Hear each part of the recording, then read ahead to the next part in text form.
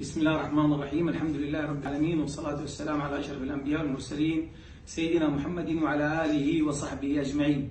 أنا دكتور محمد علي الجزولي، رئيس حزب دولة القانون والتنمية، رئيس التيار الإسلامي العريض، عضو اللجنة العليا نداء أهل السودان. كنت منتميا إلى داعش منذ أبو بكر البغدادي وحتى الآن. نحن حقيقة من يوم 15 ديسمبر توقيع الاتفاق الإطاري طوالي انتبهنا أنه لابد نعمل حملة ضخمة جدا لإسقاط هذا الاتفاق الإطاري.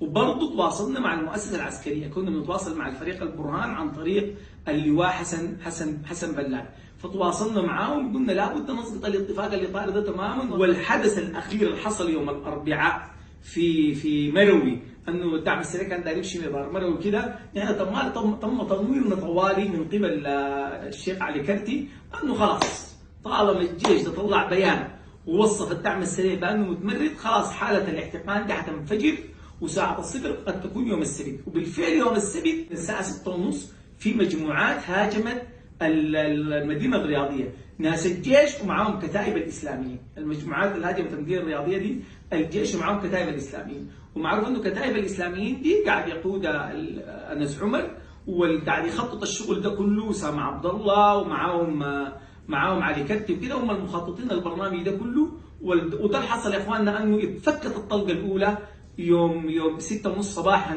بالاعتداء على الدعم السريع من قبل قوات الجيش ومن قبل قوات الكتائب الاسلاميين. ومما تفكت الضربه الاولى دي الان، يعني دي كارثه كبيره جدا، ويجب علينا نحن كاسلاميين وكوطنيين كلنا نخط الان الكره واضحه. والله الحرب دي اذا نحن ما بسرعه عاملنا لمعالجتنا الفتنه طلعت البلد دي، لو ما عملنا لمعالجتنا والله بلدنا تبقى زي سوريا وزي ليبيا وزي العراق وزي اليمن. يجب اننا كلنا نخط يدنا في بعض، ونترك الخطاب العنصري، ونترك الخطاب التفريقي بين الناس، ونترك الخطاب اللي فيه استعلاء عرقي، ونخط يدنا في بعض عشان ننقذ بلدنا قبل ما بلدنا تبقى في خبر كامل.